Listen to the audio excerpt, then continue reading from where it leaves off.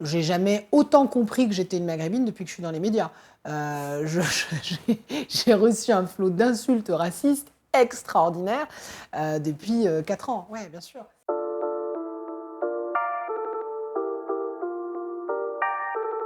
Mais de toute façon, tu sais que c'est confidentiel.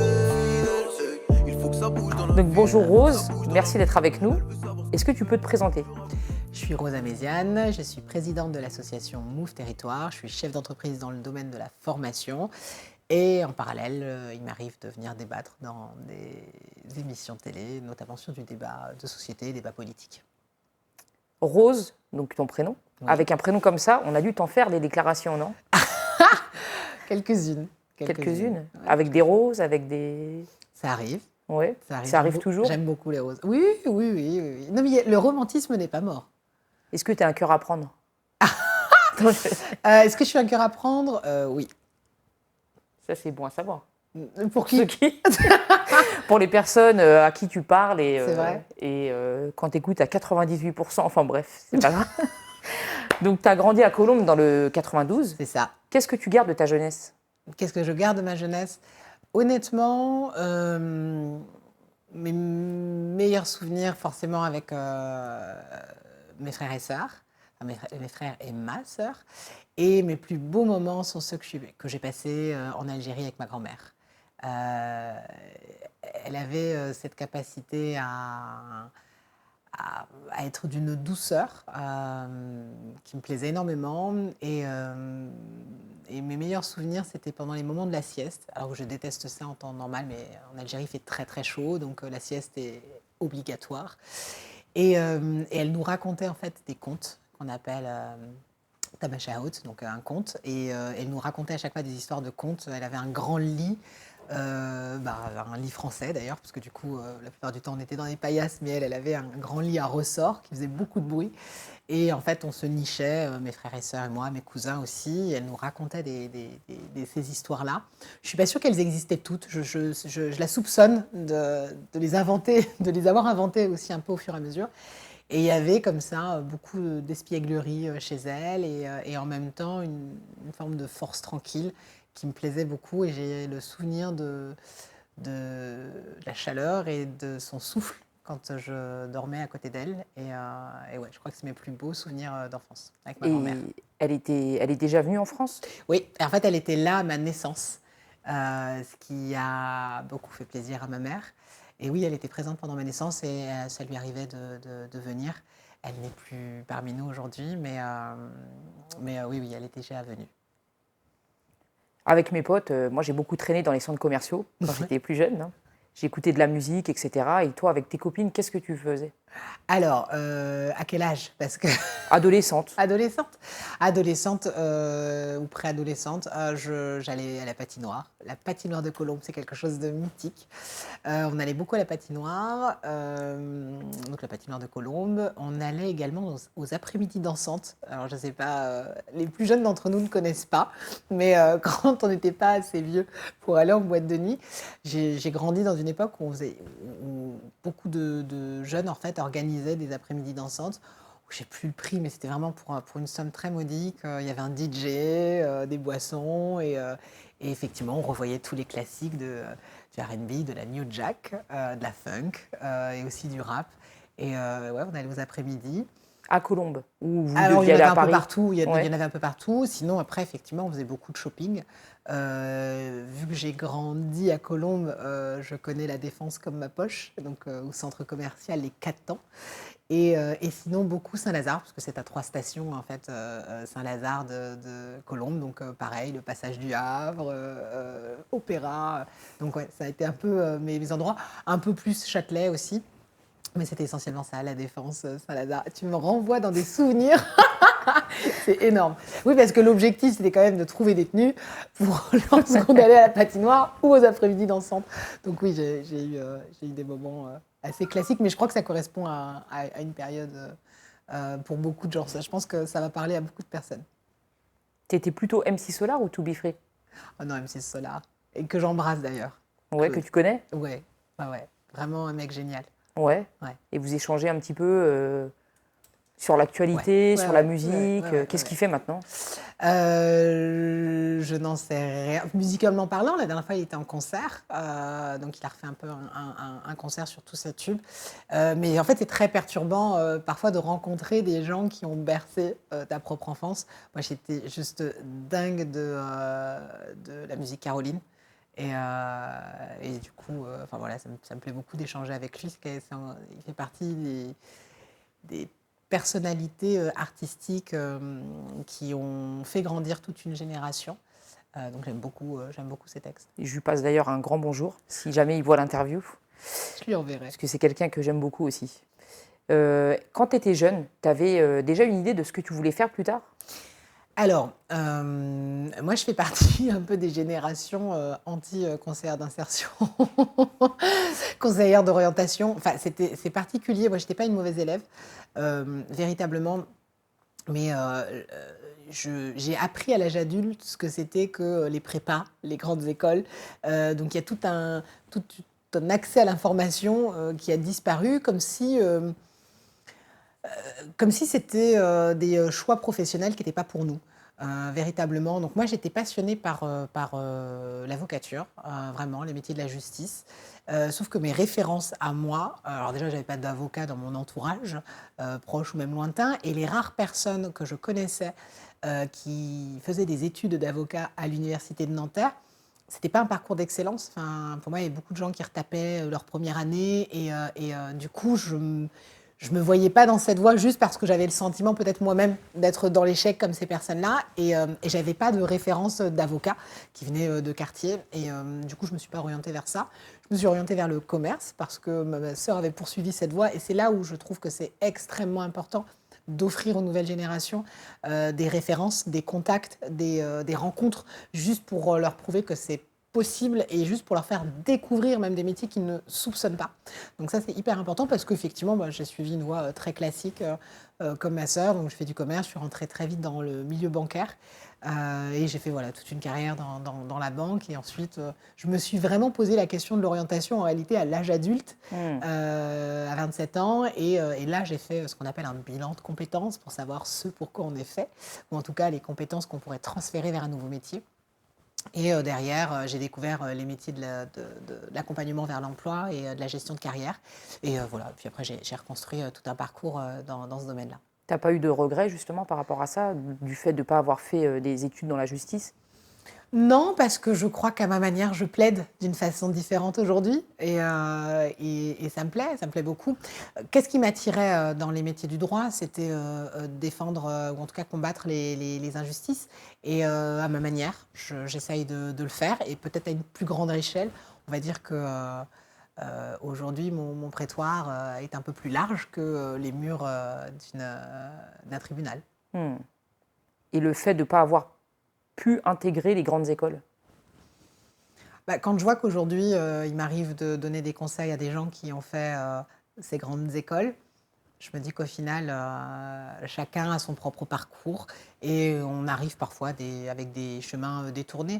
Donc non, c'est juste que c'est des opportunités qui ne sont pas encore suffisamment accessibles, même si aujourd'hui il y a quand même des efforts de la part des grandes écoles, mais il y a une forme encore de quota qui me gêne. C'est pas quelque chose de naturel en fait.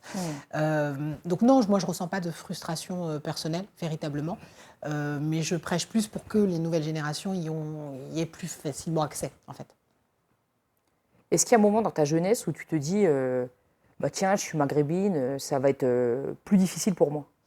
Bah, en fait, je ne suis pas sûre de m'être posé la question d'être maghrébine. Enfin, je ne suis pas sûre qu'on se pose des questions-là. En fait, nous sommes ce que nous sommes. Donc, pour moi, je suis française, d'origine algérienne. Je vais une bonne partie de mes étés dans ma jeunesse en Algérie. Et c'est quelque chose aussi qui me structure énormément parce que je vis des moments aussi formidables là-bas. D'autant que ma mère nous retirait un petit peu avant à l'école, fin avril, début mai parfois, pour nous emmener là-bas, parce qu'il construisait une maison.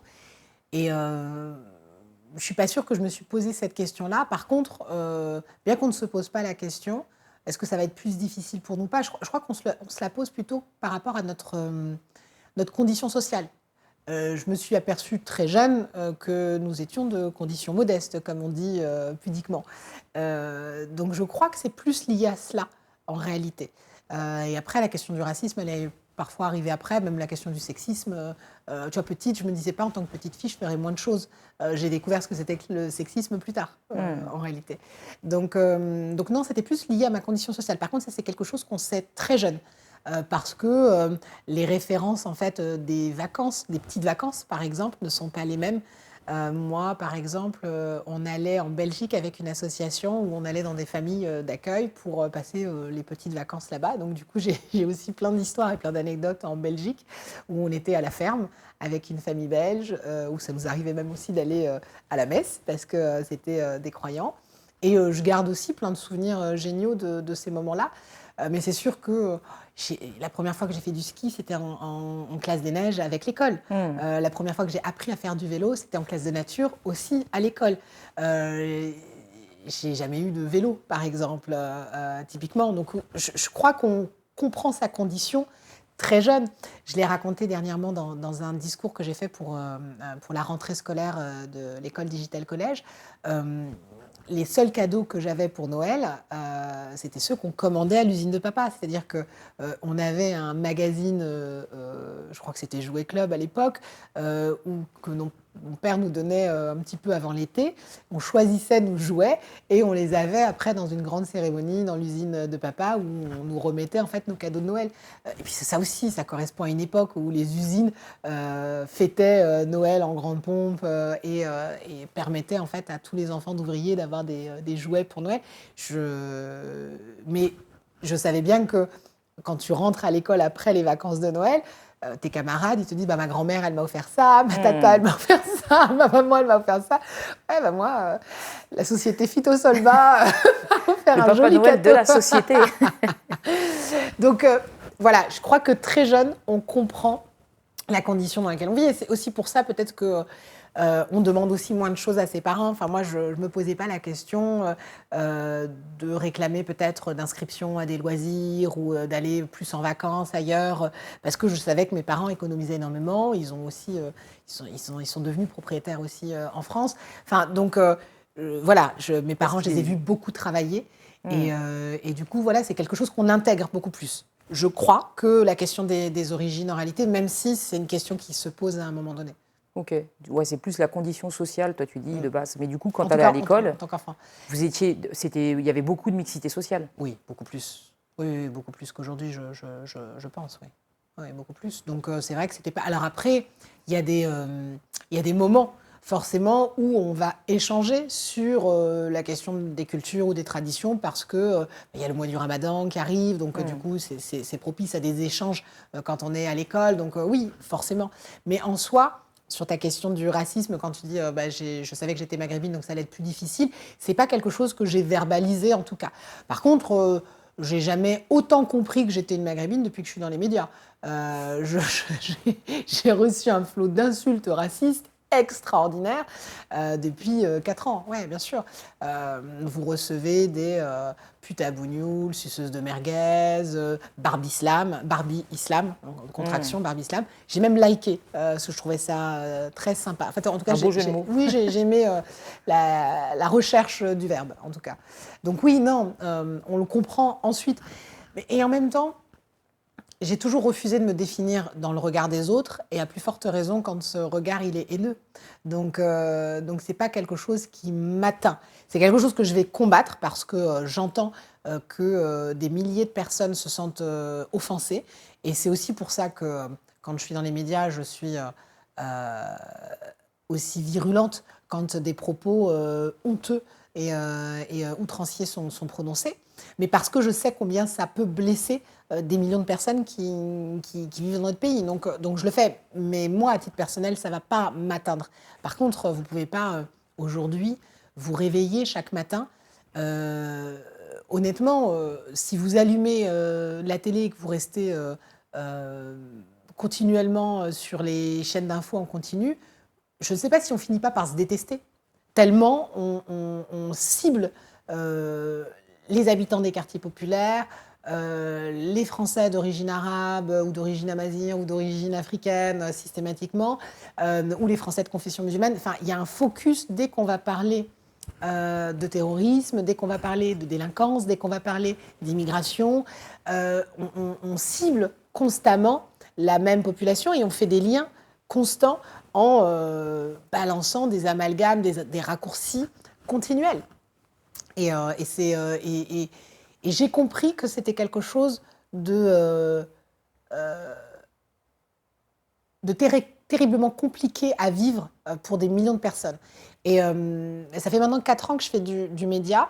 C'est quelque chose que j'avais sous-estimé et j'ai compris combien c'était douloureux. En vérité, parce qu'on peut très bien se dire, bon, on éteint la télé puis on passe à autre chose.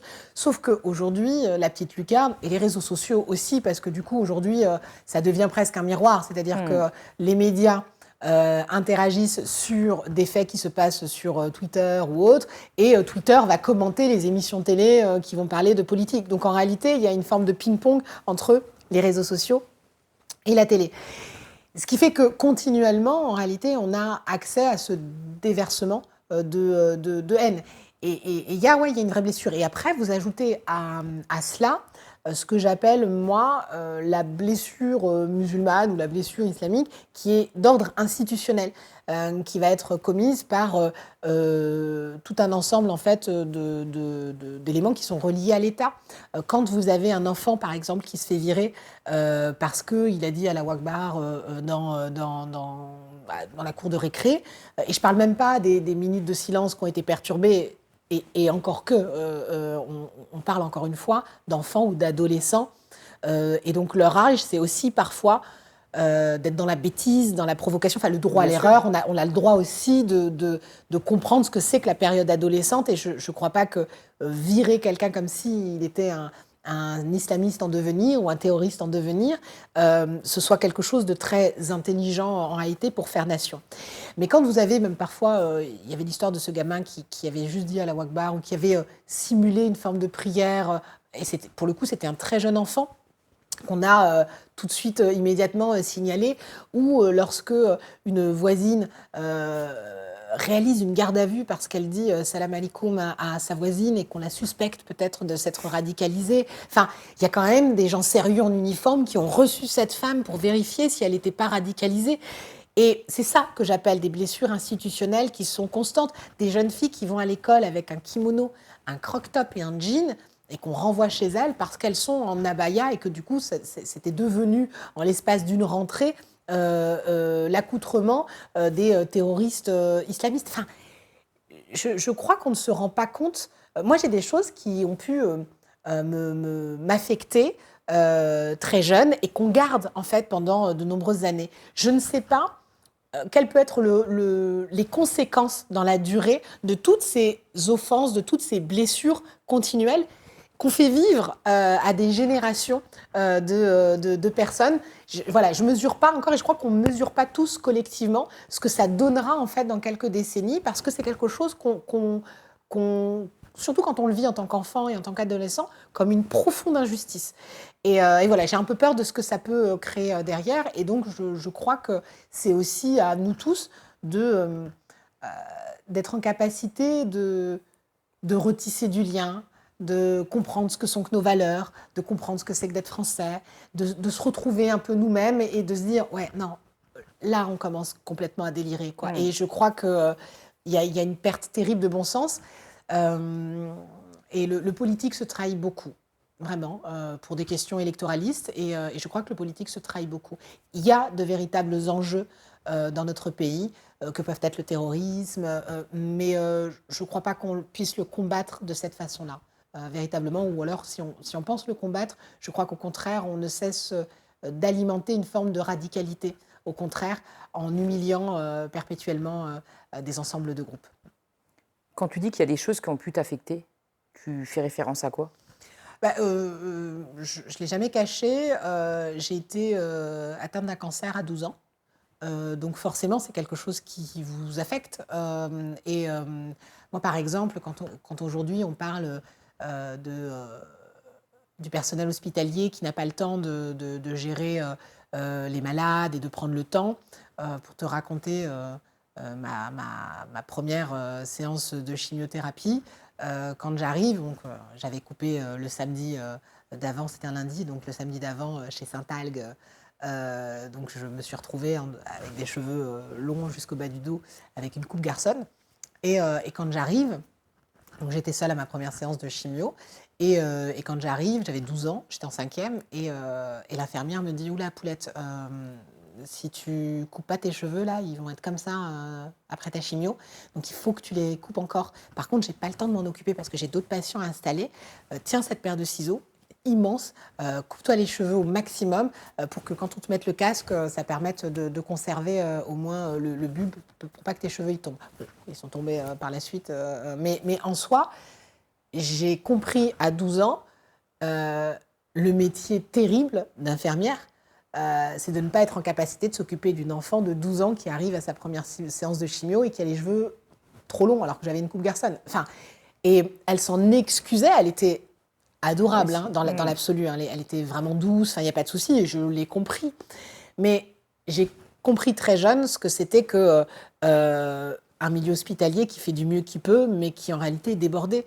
On parlait de blessures institutionnelles, ça en est une, en quelque sorte. Tu vois, et il y a plein de choses comme ça qui t'affectent très jeune. Le décès de ma grand-mère, c'est quelque chose qui m'a affectée terriblement.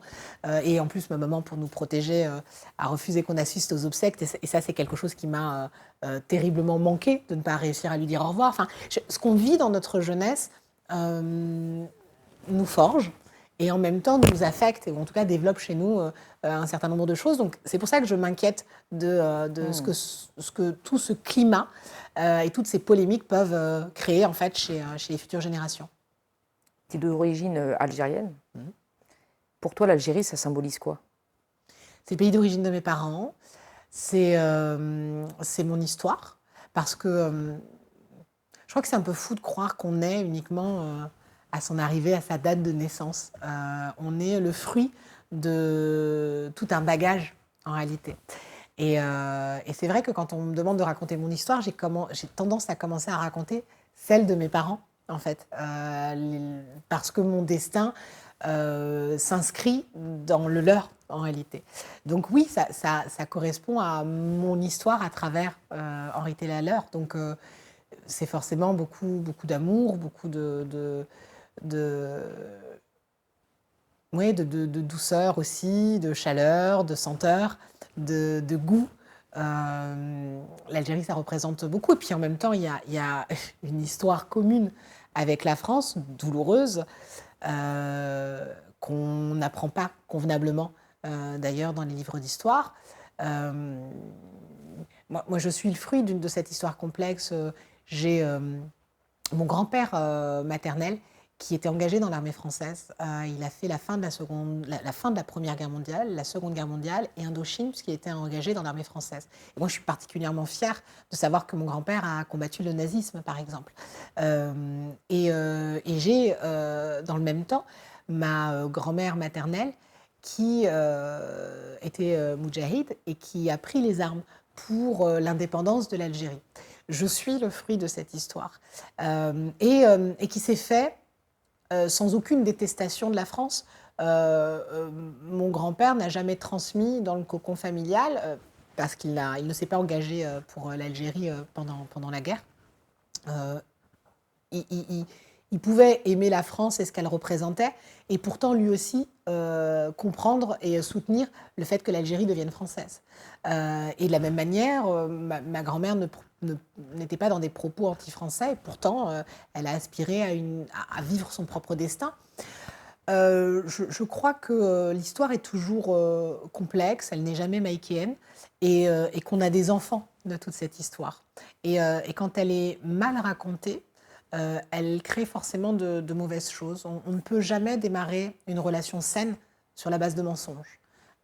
Et je crois que tout ce que nous vivons aussi vient charrier une partie de nos histoires communes.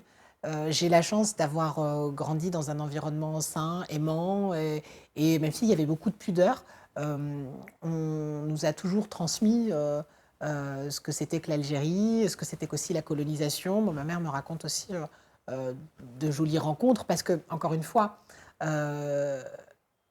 on ne peut jamais idéaliser la colonisation. C'est faux de croire que c'est un régime convenable, à plus forte raison pour un pays des droits de l'homme qui avait décrété en 1789 que tous les hommes naissent égaux, et pourtant avoir créé un système d'indigénat où les Algériens ne pouvaient pas devenir français, sauf si l'une des premières conditions, par exemple, c'était de ne plus être musulman. Donc, alors que la loi de 1905 était quand même antérieure. Donc, il faut comprendre aussi à quel point la France, nous sommes trahis avec la question de la colonisation, en réalité. C'est pour ça que c'était un système qui ne pouvait pas durer, d'autant plus que la question de la guerre d'Algérie naît d'un refus d'assimilation. En réalité, on a refusé que des Algériens deviennent assimilés, parce que tout un ensemble d'hommes et de femmes intellectuels aspiraient à devenir français, aspiraient à participer à la nation. Et c'est de ce refus que naît la volonté indépendantiste, et naît la volonté de créer son propre destin. Mais encore une fois, l'histoire racontée par les vainqueurs, c'est toujours des gens qui expliquent qu'on est venu civiliser deux, trois montagnards qui n'y connaissaient strictement rien à la civilisation. Donc, j'ai eu la chance de grandir effectivement avec cette connaissance-là, ou en tout cas de confronter ce qu'on m'apprenait à l'école avec un récit plus juste, jamais dans la confrontation. Mais oui, je crois que quand on connaît l'histoire, qu'on la comprend, qu'on refuse aussi d'être dans le jugement du passé, on vit plutôt bien les choses. Donc oui, l'Algérie, ça convoque beaucoup de choses à travers mon histoire, mais c'est surtout, oui, beaucoup de souvenirs, et je crois que j'y vais en théorie dans pas très longtemps, donc j'ai hâte. Moi, j'y suis déjà allée et j'ai vraiment kiffé. L'architecture, enfin, je suis partie à Alger pour faire un concert pendant un festival, parce que je faisais de la musique avant. Et il y a un truc que je ne comprends pas, c'est que quand j'y suis allée, le peuple il était super accueillant, vraiment, mais incroyable, quoi. Et en France, on essaye tout le temps de nous renvoyer l'image d'un peuple constamment énervé. Tu vois, les Algériens, c'est les mecs vénères tout le temps. Je sais pas, ça vient d'où ce truc-là? Parce que ils sont vifs. Ils sont vifs, c'est vrai, c'est une réalité. Mais non, moi, je les trouve particulièrement attachants. Tu vois, par exemple, j'ai beaucoup aimé la maturité de la jeunesse algérienne pendant la période du Hirak. La volonté, en fait, de vouloir une société meilleure, une société plus démocratique, une société plus juste, avec une maturité politique extraordinaire, en donnant des leçons, pour le coup, à beaucoup de pays, sur ce que devaient être des manifestations sans heure, sur des manifestations qu'on nettoie à la suite de l'événement. Donc, enfin, moi, je suis très admirative de ce pays, de ce peuple extrêmement résilient, véritablement. J'ai un profond respect pour les Algériens et les Algériennes. Ce qu'on oublie, c'est que la guerre d'Algérie, c'est encore une mémoire vive. Hein. C'est 62, l'indépendance. Les années 60, c'est les pas de def, hein, c'est la fin, c'est il n'y a pas si longtemps que ça. Et on oublie de dire que les gens qui ont fait la guerre, qui ont participé à la guerre, sont toujours vivants. Et d'ailleurs, c'est le cas pour des Français colons, des Harkis, des Pieds Noirs et des Algériens. Donc, on est encore sur une mémoire vive, et je crois que c'est aussi pour cela que c'est aussi sensible, parce qu'on a une vraie proximité temporelle et aussi une proximité avec ces personnes-là. Et puis, on a une population résiliente parce qu'elle a connu dans les années 90 ce qu'on dit pudiquement les années noires. On parle de terrorisme pendant près de 10 ans, avec au bas mot près de 200 000 personnes tuées. On oublie de dire que l'Algérie est probablement le seul pays qui a réussi à vaincre le terrorisme. Je ne suis pas sûre quand on voit aujourd'hui ce qu'est l'Afghanistan, par exemple, on comprend que ça reste quand même des choses très compliquées. Il y a une résilience en Algérie que je trouve extraordinaire. Je ne dis pas qu'il n'y a pas aussi peut-être des conséquences de tout ce passif, mais il y a une envie de vivre que je trouve, moi, touchante et extraordinaire. Et je crois que c'est ce qui caractérise et c'est ce qui se dégage en fait lorsqu'on arrive en Algérie et qu'on voit justement ce peuple si accueillant parce qu'il y a il y a une envie d'être en communion en réalité avec les autres. Il y a beaucoup, beaucoup, beaucoup de joie de vivre. Des gens qui sont aussi mélancoliques parce que c'est compliqué dans un temps d'un pays d'avoir vécu des choses aussi atroces dans un temps aussi court. Mais voilà, je crois que c'est ce qui tranche avec leur humanité, leur humour. Je trouve que les Algériens sont particulièrement drôles, vraiment. Et par exemple, je crois que ça vient de là, mon envie de débattre. Moi, je l'ai écrit dans mon livre À la force du cœur. Euh, j'ai aimé débattre, ou en tout cas prendre la parole, parce que dans de nombreuses familles, le soir, c'est des moments d'échange. C'est-à-dire qu'on sort les paillasses, les pots de mouton, on les met dans la cour parce que les maisons sont terriblement chaudes, et on échange pendant des heures, et jusqu'à pas d'heure, le soir, la nuit, et on est tous mélangés, c'est-à-dire enfants, adultes. On peut se réfugier sur la dalle si on a envie d'être entre jeunes femmes, mais enfin, voilà, c'est toujours des temps où on échange et où je me souviens où on parlait politique. Politique française, politique algérienne, où on parlait des sujets de société et tout le monde avait le droit à la parole et on se vannait terriblement. Et ouais, je crois que ces moments comme ça, très méditerranéens, forgent beaucoup. Et moi, c'est aussi peut-être pour ça que j'ai une facilité à prendre la parole, à donner mon avis, qu'on ait envie de l'entendre ou pas d'ailleurs. Et il y a quelque chose qui se dégage de ce peuple, cette envie d'aimer les autres, de donner son avis, d'être très drôle. Enfin, vraiment, j'ai beaucoup d'affection et d'amour même pour le peuple algérien. Moi aussi, je le dis. À l'époque, tu avais vu le match entre la France et l'Algérie. C'est le match qui a dégénéré. Qu'est-ce que tu t'es dit, toi? Bah, c'était dommage, quoi. Enfin, mais à la limite, ça aurait été n'importe quel match, j'aurais eu exactement la même désolation en réalité. Enfin, Ouais, mais comme tu es oui, un oui, peu des deux, quoi, tu vois. mais en soi, ouais, je trouve que c'est plutôt une fête gâchée, quoi. Enfin, après, est-ce qu'il y a besoin d'en faire un drame aussi, quoi? Enfin, je crois que quand les gens sont exaltés, ils font n'importe quoi. Bon, en soi, c'est pas des jolies images, mais il n'y a pas mort d'homme non plus, quoi. Enfin, je crois qu'il faut aussi dédramatiser beaucoup de choses.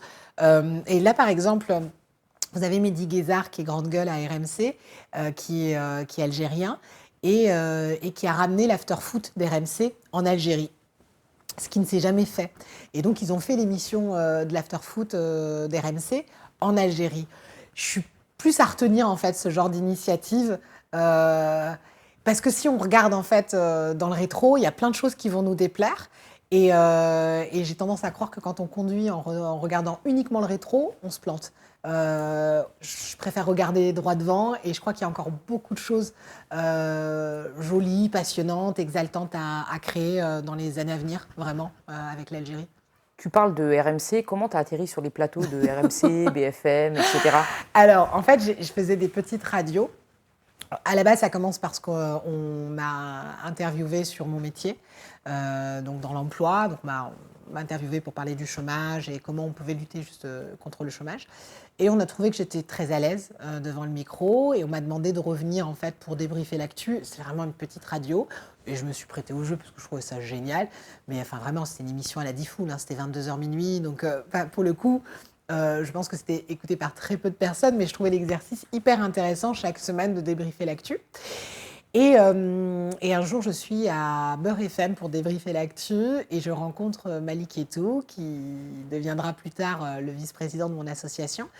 Et on a accroché intellectuellement, philosophiquement, très très rapidement. Et aussi par nos parcours communs. Son père avait atterri dans les bidonvilles de Nanterre comme le mien, très jeune. Et il y a des histoires qui nous ont marqués. Enfin, lui s'appelle Malik parce que sa maman l'a appelé comme Malik Ousekine. Enfin, il y a des histoires communes et il y a parfois des amitiés qui naissent très rapidement. Enfin, je crois qu'on s'est apprécié quasiment instantanément. Et c'est lui qui m'a dit, écoute, tu as quelque chose de différent au micro. Tu as vraiment un style qui me fait rappeler le style très naturel des grandes gueules d'RMC. Et tu devrais aller les voir pour y être. Et moi, j'avais vu écouter de temps en temps l'émission.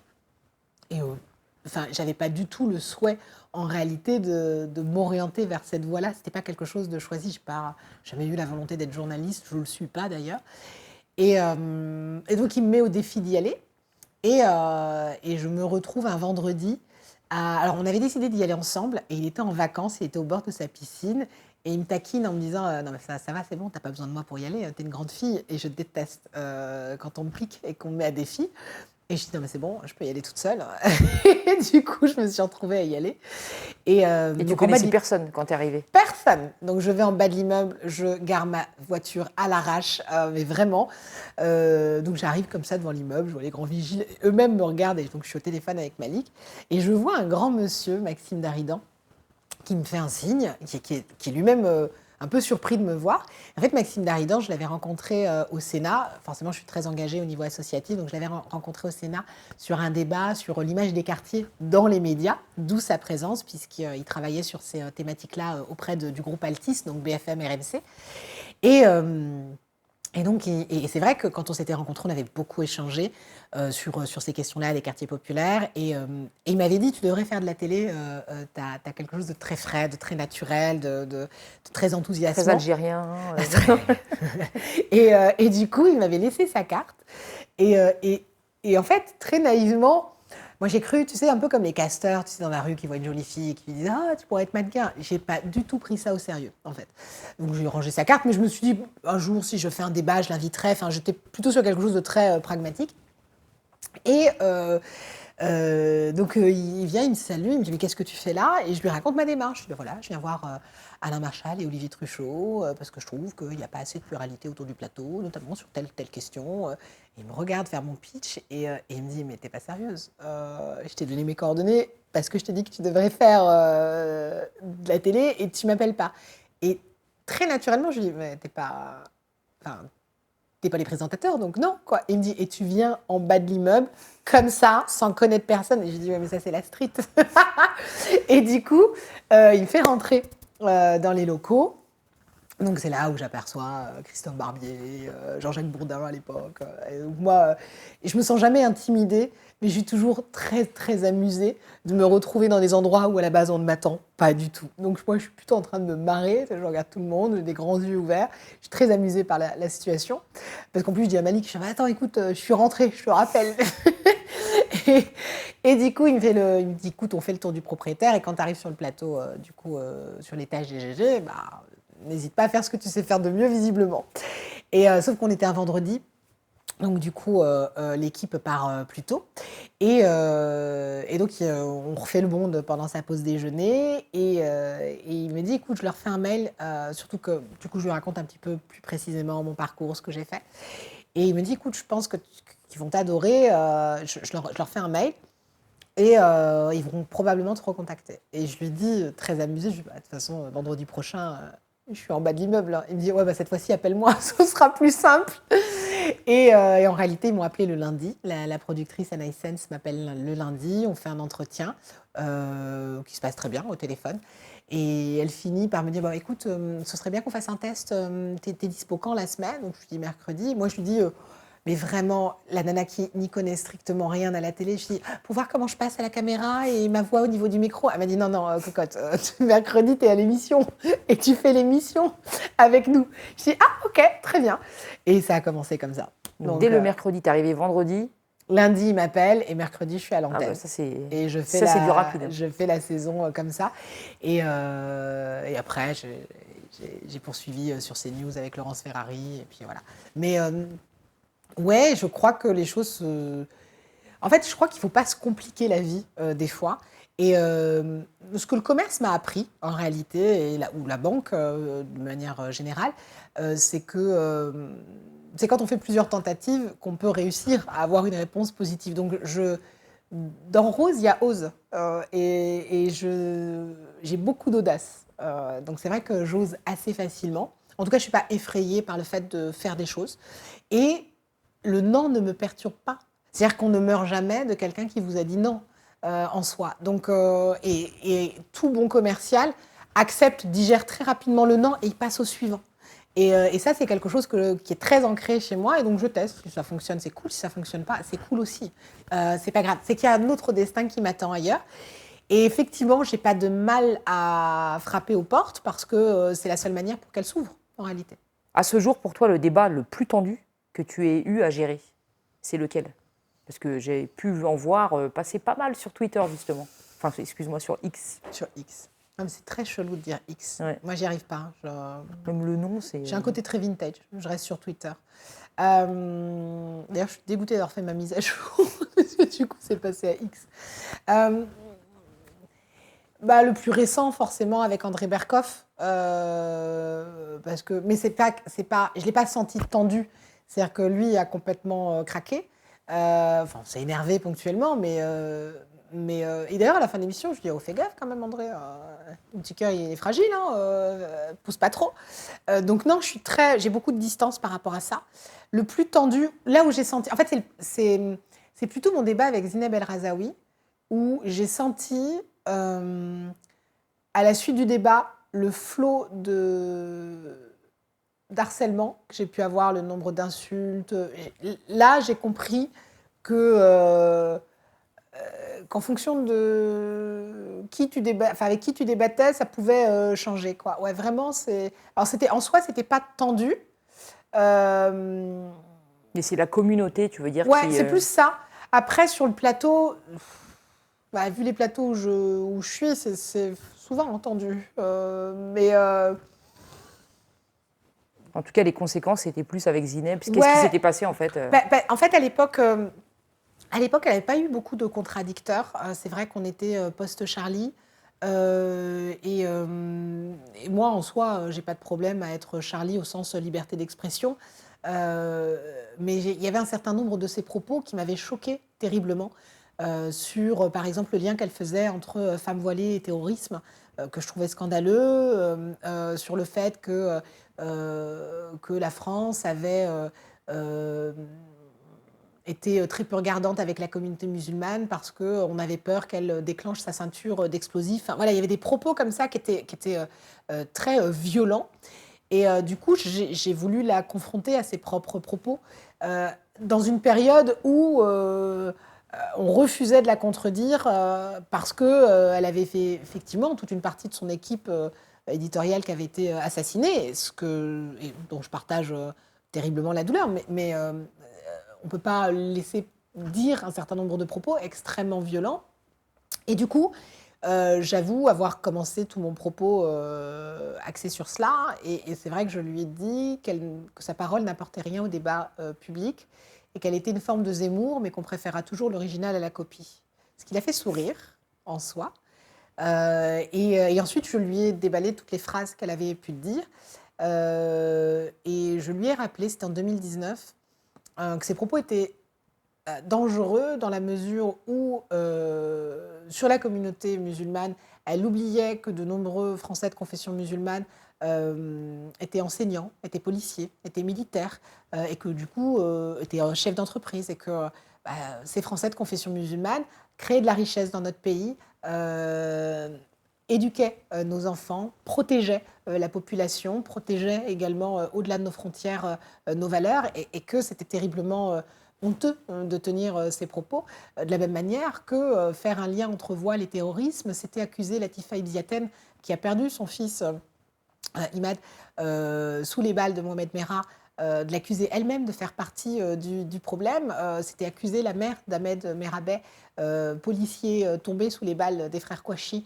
C'était également accuser cette mère qui avait perdu son fils, qui s'était engagée quand même. Je n'arrivais pas à comprendre ce lien.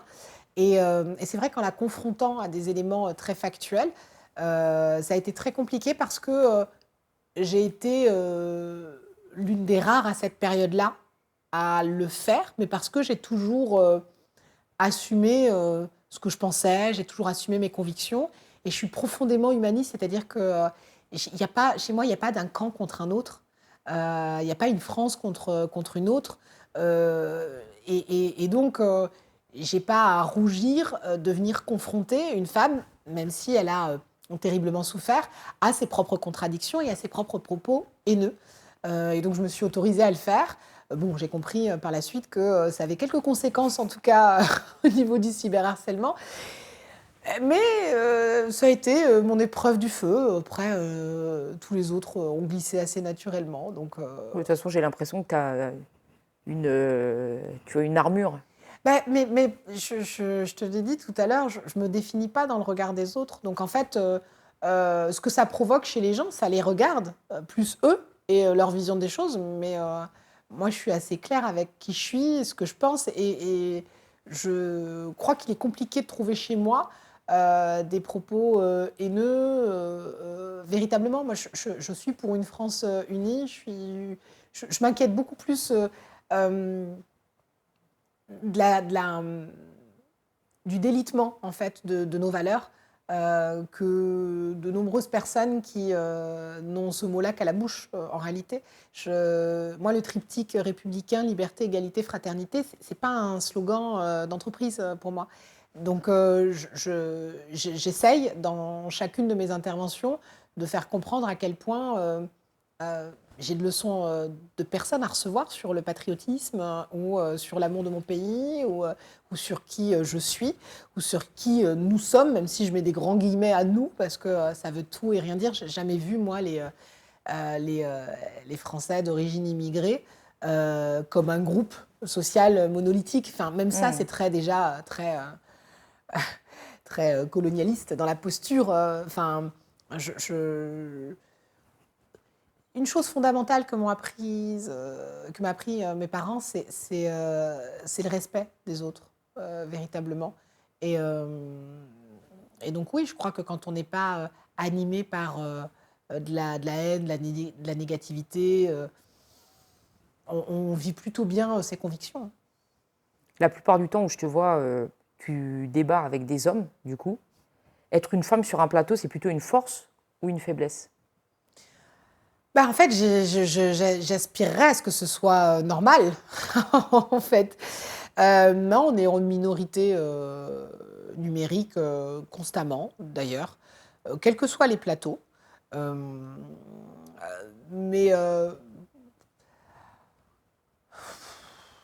en fait, ça m'est arrivé rarement de le pointer, mais je l'ai déjà fait sur des plateaux où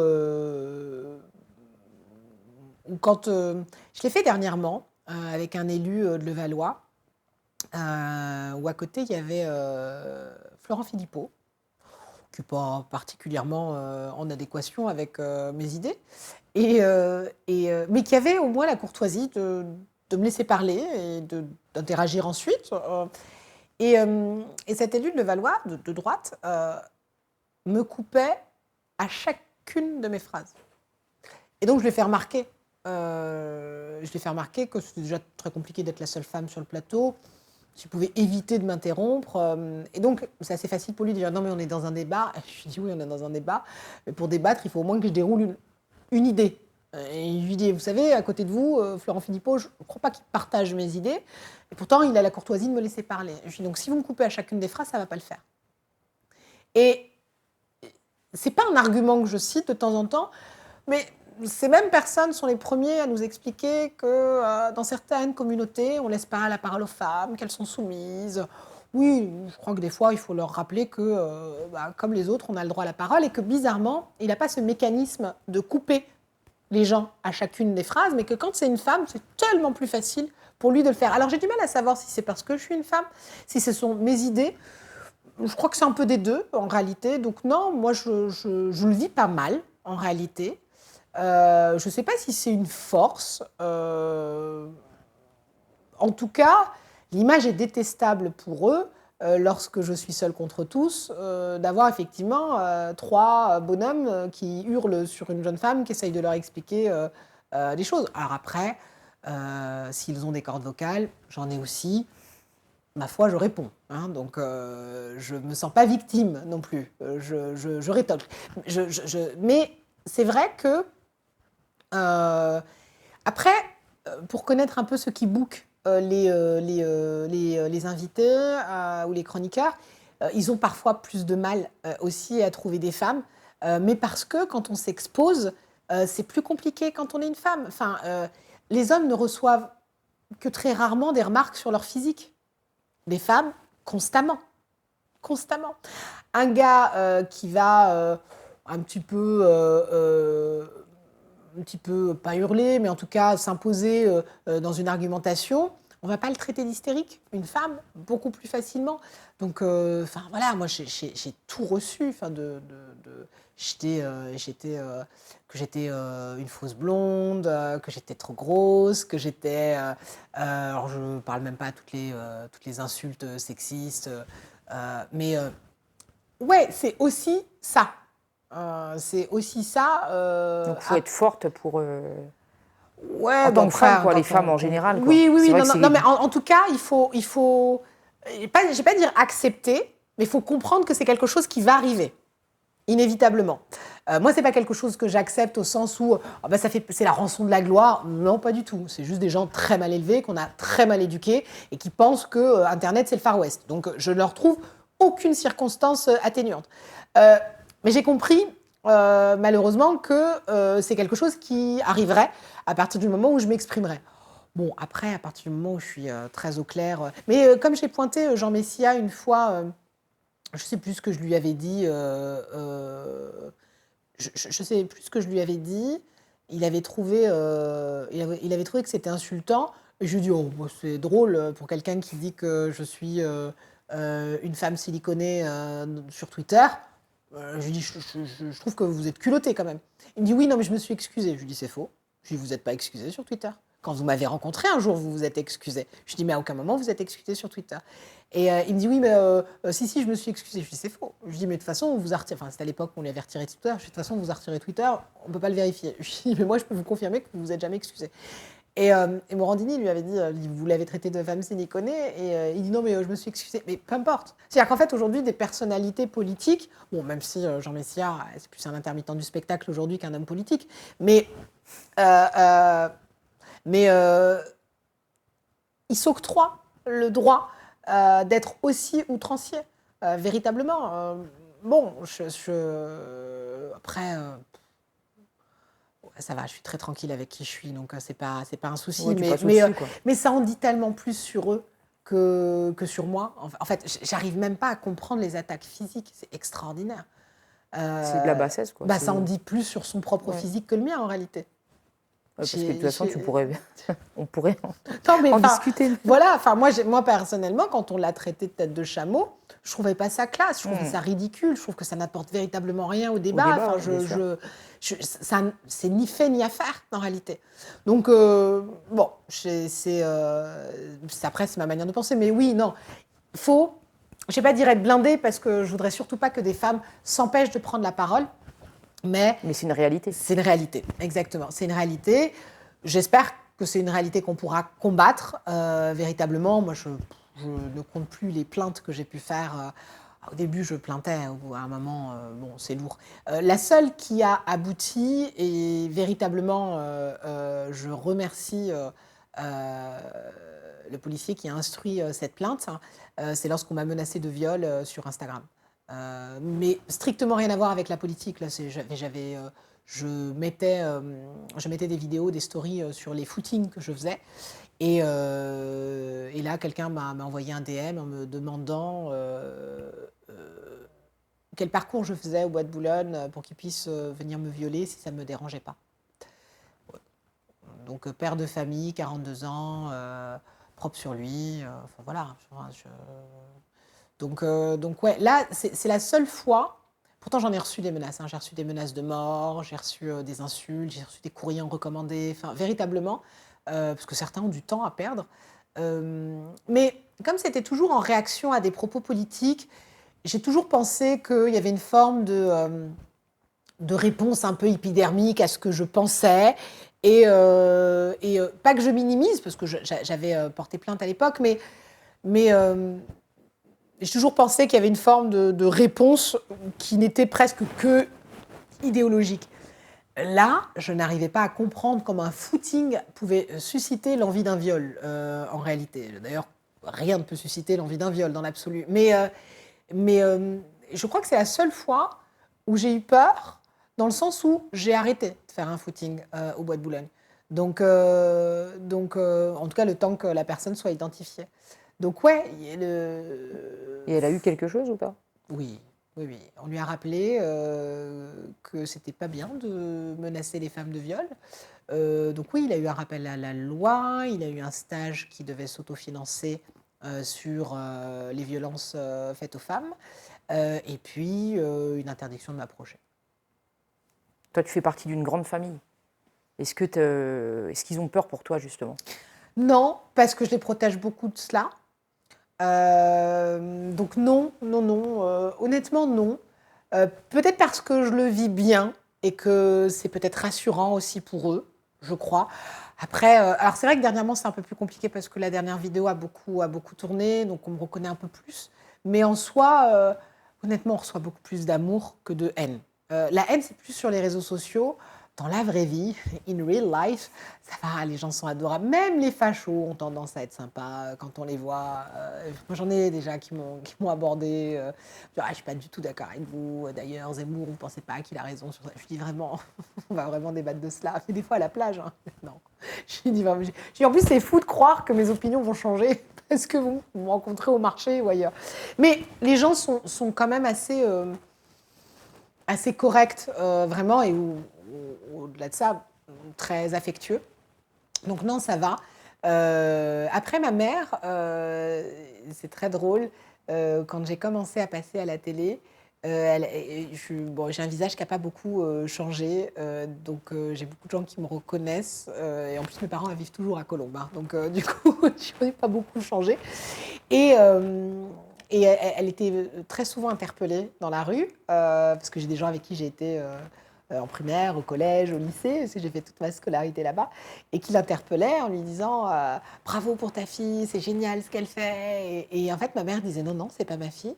Non, non, vous vous trompez, c'est pas ma fille. Et elle insistait comme ça, et les gens lui disaient bah si, c'est ta fille. Et je lui disais non, non, vraiment, c'est pas ma fille. Et quand ma mère me raconte ça, je dis pourquoi tu fais ça, maman? Elle me dit non, non, non, non, ils vont te porter l'œil. Et je trouvais ça très drôle. C'est-à-dire que sa préoccupation, c'était plutôt qu'on me porte l'œil plus que qu'on me fasse du mal. Voilà, j'ai trouvé ça mignon. J'ai trouvé ça mignon. Donc voilà, elle s'inquiète plus pour sa fille sur de la superstition qu'autre chose. Tu parlais de Jean Messia. C'était assez chaud, donc votre dernier débat. Comment tu gères ce moment-là? Bah, en fait, c'est pas lui le plus. Une fois, il m'a dit. Il m'a parlé des pays du Moyen-Orient avec qui j'avais des proximités. Et c'est rare que je m'énerve, mais mon visage a changé. Je lui dis pardon. Je dis donc là, on est sur de la diffamation. Donnez-moi un lien que je peux avoir avec un pays du Moyen-Orient. Un seul. Il me dit non, mais je dis non, non, non. Je dis on va arrêter l'émission tout de suite. Je lui dis un seul lien. Et il me dit non, mais ça peut être un lien affectif, avec son petit sourire. Et je lui dis non, mais ça va, taisez-vous. Et c'est la seule fois où on ne peut pas tout laisser dire. Mais comme des gens, enfin la dernière fois c'était Damien Rieu qui a essayé de m'inventer un lien avec des mouvances salafistes. Et je lui dis mais en fait vous n'êtes pas lanceur d'alerte, vous êtes lanceur de fake news. Donc je lui ai répondu à son propos et je lui dis franchement, c'est fatigant. Et en fait, quand on n'a rien à dire sur le fond, sur les arguments, sur nos idées, moi, je n'ai aucun mal à ce qu'il ne pense pas de la même manière que moi. Grand bien lui fasse, on est en démocratie. Et pour le coup, je suis une farouche défenseuse des libertés, et même des libertés de penser. Mais on ne peut pas tout dire et salir les gens sous prétexte qu'on n'est pas d'accord avec eux. Ce n'est pas ma manière de procéder. Et donc, ouais, il y a des moments où je suis très ferme dans ce que je pense. Mais après, j'ai plutôt tendance, en règle générale, à plutôt ridiculiser. Mais parce que les gens sont... Enfin, je me souviens d'Aline Bertrand qui m'avait dit mais si, madame, il y a des cafés où on interdit l'accès aux femmes. Et je lui dis très bien, lesquels? Elle me dit oui, il y en a plein. Je dis mais tant mieux, vu que vous avez une liste, vous allez pouvoir m'en sortir un. Elle me dit non, mais il y en a partout. Si vous voulez, je vous emmène à Marseille. Et je regarde Jean-Marc et je dis ah, elle est mignonne. Je dis non, vous êtes mignonne, vraiment. Vous allez m'emmener à Marseille visiter des bars. Je dis arrêtez. Et donc oui, des fois j'ai plutôt tendance à être presque gentiment condescendante, plus que tendue parce que c'est plus simple de répondre de cette manière. Et après, j'ai des moments où il m'arrivait une fois d'être particulièrement émue. C'est justement concernant Marseille, sur une cité où il y avait eu des migrants qui avaient incendié un appartement. Alors, on est en plus sur des immeubles qui sont pas des HLM, mais qui sont sur du privé. Donc vous avez des propriétaires occupants et des locataires, hein, mais on est sur des propriétés privées. Et cette jeune femme avait témoigné, alors il y avait près d'un tiers de l'immeuble qui était squatté. J'ai jamais vu ça. Nulle part en France, vous avez un tiers d'un immeuble qui est squatté par des migrants, un immeuble habité. Au point où les habitants avaient peur de sortir de chez eux. C'est-à-dire qu'ils laissaient en permanence quelqu'un de chez eux pour être sûr de ne pas être squatté. Ça n'arrive nulle part, mais vraiment. Et je me rappelle de cette jeune femme, je suis sur le plateau, et je me rappelle de cette jeune femme qui témoigne de l'incendie qu'on a fait subir à l'appartement de sa mère. Et indéniablement, moi j'ai grandi dans un quartier, je me reconnais en elle. Cette jeune femme, ça aurait pu être moi, ça aurait pu être ma famille, ça aurait pu être tellement de gens que je connais. Et on voit la cité, la Calistée, complètement à l'abandon, il n'y a rien. Et à ce moment-là, je pars dans une tirade où je suis véritablement en colère et émue, parce que je me dis, mais je lui dis, mais il est là le séparatisme, là, en fait. Elle est là, la République, là, qui se sépare de ses territoires. Il y a quoi dans ce quartier-là? Je lui dis, vous avez vu la dégaine des immeubles? C'est même pas des HLM. Je lui dis, ils sont où, là, les képis, là? Je lui dis, il est où le préfet? Il fait quoi, le maire? Fait quoi Samia Ghali, là, qui voulait ramener l'armée dans les quartiers? Je lui dis, on est capable, là, de laisser ces gens-là complètement à l'abandon, avec des migrants qui se battent à la machette en plein cœur d'un quartier, comme si c'était la normalité. Je dis, est-ce qu'on squatterait un tiers d'un immeuble dans un autre quartier marseillais, en bord de mer, par exemple? Jamais de la vie. Et à ce moment-là, j'ai une colère tellement sincère, parce que je me dis, vous faites exprès de ne pas voir, enfin, comme si ces gens-là méritaient leur sort, quoi. Même Julien Audoul, à ce moment-là, est d'accord avec moi, ne dit rien. Il y a Othman Nasrou, qui fait partie des Républicains, valide mon discours. Et je ne me rappelle plus comment il s'appelle. C'est un député macroniste qui me dit oui, non, mais il ne faut pas réagir avec émotion. Et là, il met un pied dans la machine. Je dis pardon. Je dis non, mais c'est parce que les politiques ont arrêté d'avoir de l'émotion qu'on en arrive à des situations comme celle-là. Je dis c'est parce qu'en fait, concrètement, vous n'en avez rien à foutre de ces gens-là. Je dis c'est parce que vous n'avez plus aucune émotion pour ces habitants qu'on arrive à des situations pareilles. Et ouais, ça a été un vrai moment de colère et qui a donné suite du coup la semaine suivante. Puisque du coup le lendemain, Jean-Marc, qui est taquin, demande à Samia Ghali du coup de répondre à mon passage, et donc elle exprime ce qu'elle fait pour les quartiers, et elle lui dit venez voir, et faut pas dire ça à Jean-Marc. Jean-Marc lui dit c'est une invitation, on peut venir? Et c'est juste que tu peux pas te contredire à ce moment-là. Donc elle me dit oui, venez. Il dit on va venir. Et la semaine d'après, on se retrouve en fait à Marseille. Et c'est là où je me retrouve à clasher en fait face à Samia Ghali, parce qu'elle craque littéralement quand je lui rappelle que ça fait 20 ans qu'elle vit d'argent public. En fait, c'est parce que je lui exprime le fait qu'elle n'est pas responsable de 40 ans de politique de la ville désastreuse, et que, à bien des égards, je ne peux pas la tenir responsable. En revanche, ça fait 20 ans qu'elle est dans le paysage politique, qu'elle vit d'argent public, et donc elle doit prendre sa part de responsabilité. Et que c'est juste impossible qu'un de ces quartiers, dans sa ville, se transforme littéralement en favelas, et que personne ne l'ait vu dans ce quartier pendant près de... Je crois que ça faisait 6 mois que la situation se dégradait. Et donc, premier réflexe d'une femme politique qui se sent attaquée, alors que moi je suis là pour débattre, Elle me dit, mais vous faites quoi, vous? Et je dis, madame, je suis chef d'entreprise, moi, pardonnez-moi. C'est pas avec les fonds publics, Je dis, c'est pas à moi de régler le problème marseillais. Je dis, en revanche, vous avez été élu pour ça. Ça fait 20 ans que vous vivez d'argent public, donc c'est de votre responsabilité, pas de la mienne. Je dis, moi, si vous arrivez à vous satisfaire de dormir tranquillement alors que ces habitants-là vivent cela, c'est juste pas possible. Et donc, elle me dit plusieurs fois, vous faites quoi? Je dis, mais moi, madame, je suis chef d'entreprise, je crée de la richesse. Je dis, mais par contre, vous, non. Et donc, elle répète cette gimmick.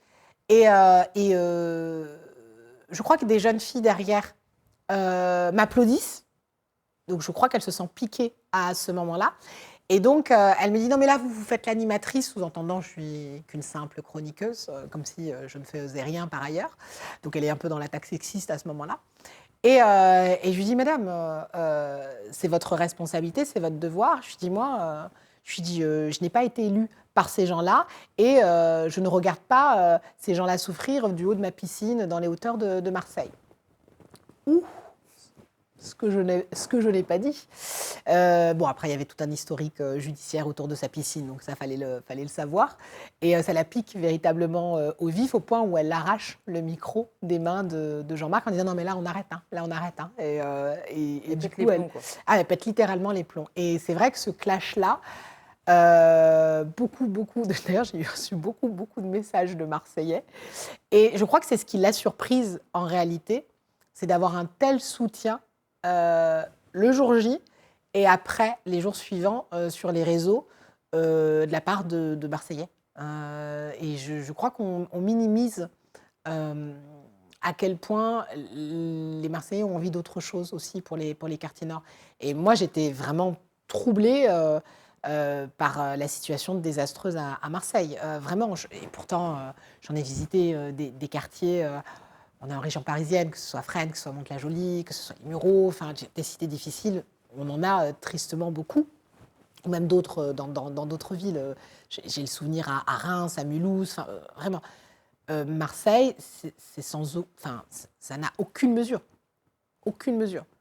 En termes de territoire, d'économie, les inégalités, mais sont tellement frappantes. Tellement frappantes. Enfin, je pense qu'on minore la poudrière qu'est Marseille. Vraiment. On a l'impression que Rose Zaméziane a réponse à tout. Comment est-ce que tu fais? Non, je n'ai pas réponse à tout. J'ai pas réponse à tout, mais j'essaye d'exprimer du mieux que je peux mes opinions. Mais j'ai pas réponse à tout. Non, au contraire. Mais alors, si j'avais une réponse à te faire, mais qui est très sincère, j'ai une véritable soif d'apprendre. Donc, je m'intéresse terriblement aux autres. Je suis un peu comme une éponge, c'est-à-dire que quand je rencontre quelqu'un, ce qui m'intéresse, c'est pas moi et ce que j'ai à lui raconter, mais c'est plutôt ce que l'autre peut m'apprendre.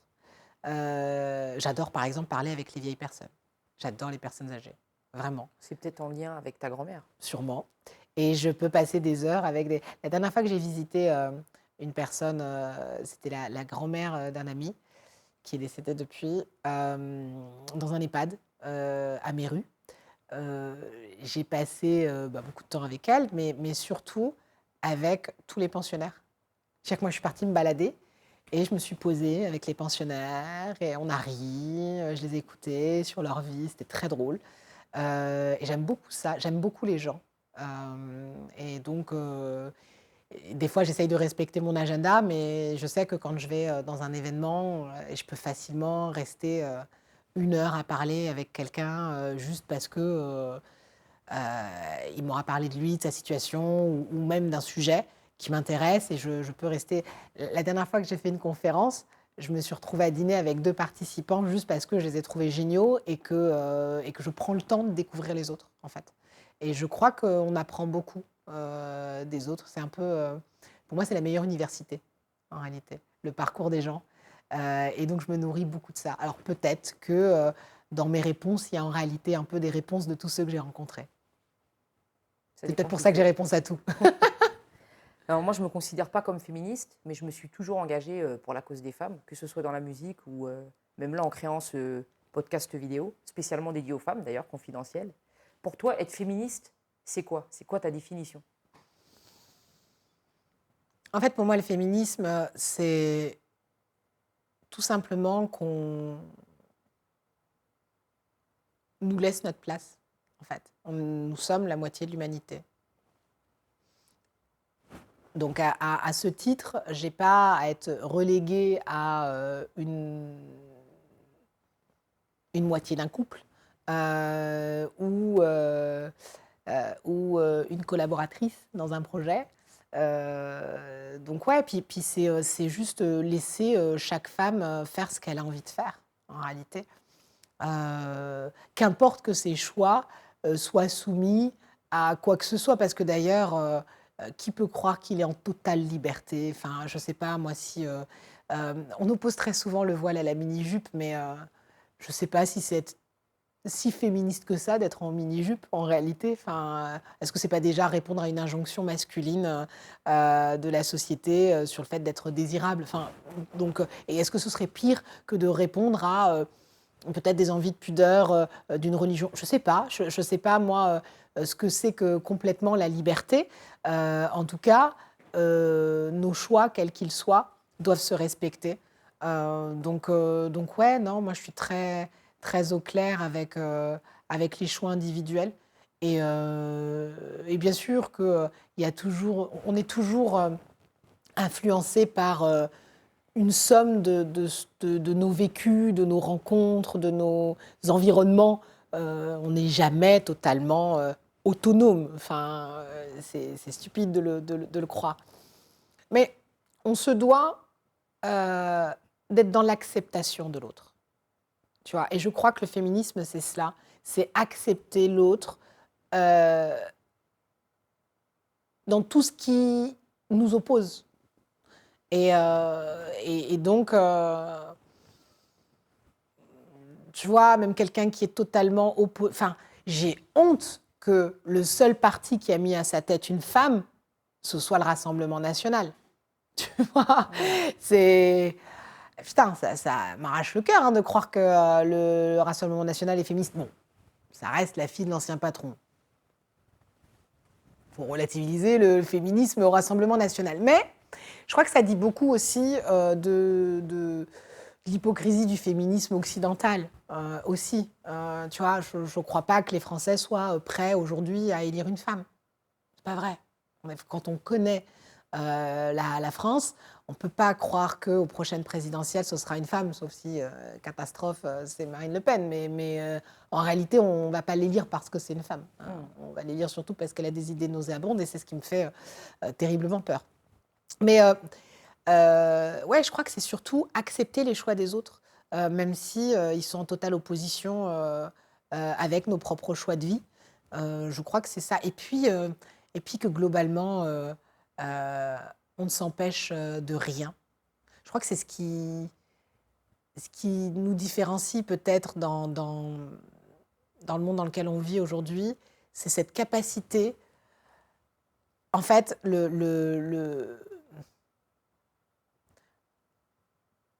on croit qu'on est humble parce qu'on reste à notre place. Et j'ai envie que beaucoup plus de femmes osent. En fait, je crois que c'est la même chose un peu pour la question des discriminations raciales.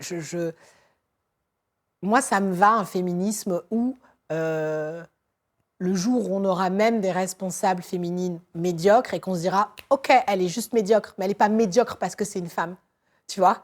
Et parce qu'en réalité, c'est ça l'égalité. Parce qu'on ne se pose jamais la question de se dire qu'un dirigeant médiocre, c'est parce qu'il est un homme. Tu vois ? Je crois qu'on aboutira à ce niveau d'égalité quand on aura des nanas à plein de postes à responsabilité, même quand elles ne sont pas géniales. Et c'est pas grave, tu vois, parce qu'on ne se pose pas la question d'un mec qui est juste naze quand il est mec. Enfin, ou parce qu'il est mec. Oui, tu vois, on se dit juste qu'il est naze. Alors qu'une femme, elle est systématiquement... Enfin, c'est comme s'il y avait une forme d'injonction à être extraordinaire. Tu vois ? Et moi, je refuse cette armure qu'on doit avoir, on doit forcément être des Wonder Woman, on doit forcément être des warriors. Non, quoi. Non, en fait, si ce que je fais, je le fais bien, c'est cool. Mais même si je le fais mal, viens pas me chanter que c'est parce que je suis une femme. Tu vois, je crois qu'on en est encore loin. Et on cherche tout le temps des super-héroïnes.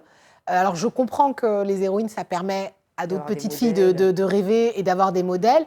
Mais en réalité, c'est ça le problème. Enfin, tu vois, l'égalité, ça passe aussi dans le fait que c'est censé être juste normal d'avoir des femmes un peu partout, quoi. Donc, Et puis, surtout, il ne devrait pas y avoir de chasse gardée, quoi. Il n'y a pas des environnements qui sont uniquement pour... Enfin, franchement, la honte, quoi. Même au 440, même... Enfin, tu vois, par exemple, sur les femmes, on a dû attendre des lois pour avoir notre place. Enfin, même la question de la parité dans les comex. Alors, bon, elles ne sont jamais non plus à des postes de ouf, mais tu vois que dans les comex, on a dû l'imposer encore une fois avec une loi. Donc, concrètement, si on laisse les hommes faire, il n'y a pas de femmes. Tu vois, et donc on doit toujours aller chercher en arrachant les choses et en étant coercitive. Tu vois, si on n'est pas coercitif, ça fonctionne pas. Donc ouais, moi je rêve d'un féminisme où ça devienne la normalité. En fait, je rêve d'un féminisme où on n'ait plus besoin de dire qu'on est féministe et à la limite qu'on n'ait même plus besoin de rendre idéologique le féminisme. Tu vois, parce que ça devrait être juste normal et que tu naisses avec un vagin, c'est pas censé déterminer le reste de ta vie, quoi. Ben, on peut toujours attendre quelques années. Mais Alors bon, non, c'est sûr. Non, mais parce que je crois qu'il faut pas attendre. Enfin, si on attend après les hommes, bien sûr. je crois qu'il faut vraiment pas attendre et il faut oser. Donc ouais, on porte tous une responsabilité dans l'éducation. Du coup, de nos gamins, enfin de nos garçons et de nos filles. Ouais, de nos filles On aussi. porte exactement la même... Enfin, bien sûr qu'on doit éduquer nos filles au fait qu'elles osent plus, mais il faut aussi éduquer carrément nos garçons dans le fait que c'est pas extraordinaire quand tu vas faire des choses dans ton couple ou dans ta vie et que tu peux avoir en allié une femme. Enfin, t'es pas obligé d'avoir forcément des petits gars autour de toi, quoi. Tu peux aussi avoir des nanas et c'est good, quoi. Tu parlais d'incompétence, il y a un truc qu'il faut qu'on parle. Chalgoumi, il sort d'où?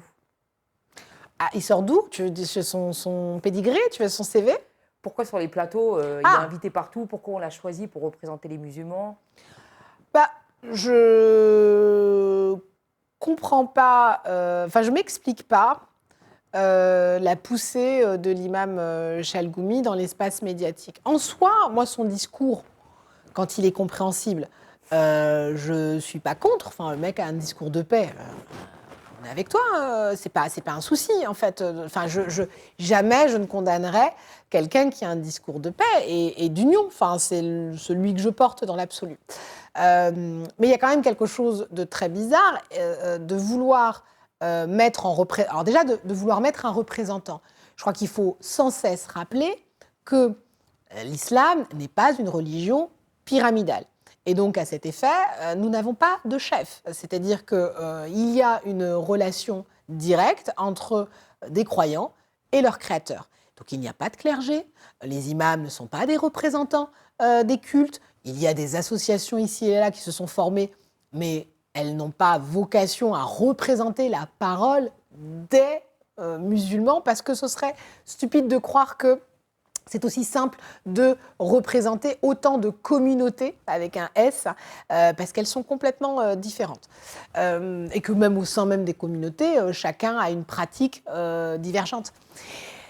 Donc, cette volonté déjà d'avoir une personne en tant que représentant, elle pose question parce que il y a encore quelque chose de résiduel sur ce qu'est la colonisation.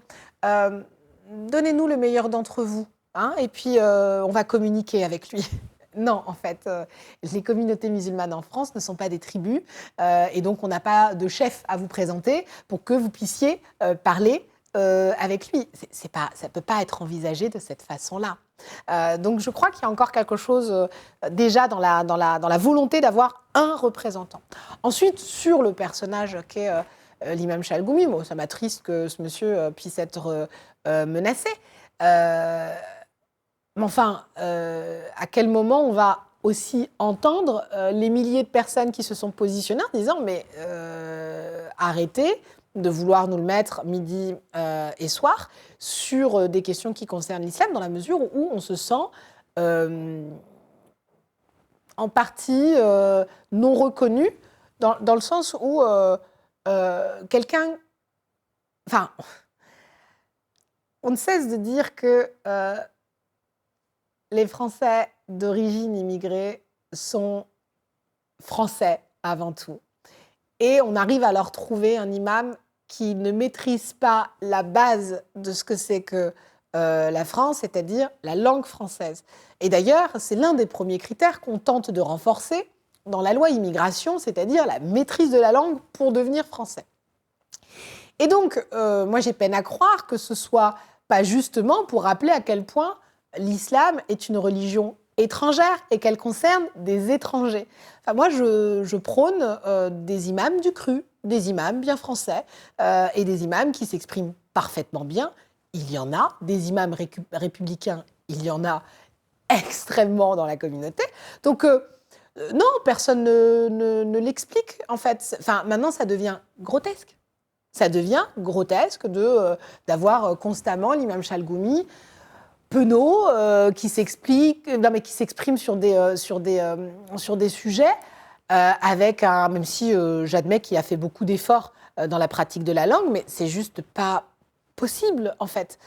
Donc oui, à un moment donné, il y a comme une volonté, peut-être, d'humiliation ou de façon à peine voilée, de rappeler que l'islam est une religion étrangère, alors que je crois que l'islam est une religion française. Je l'ai rappelé sur Sud Radio, ça avait fait bondir.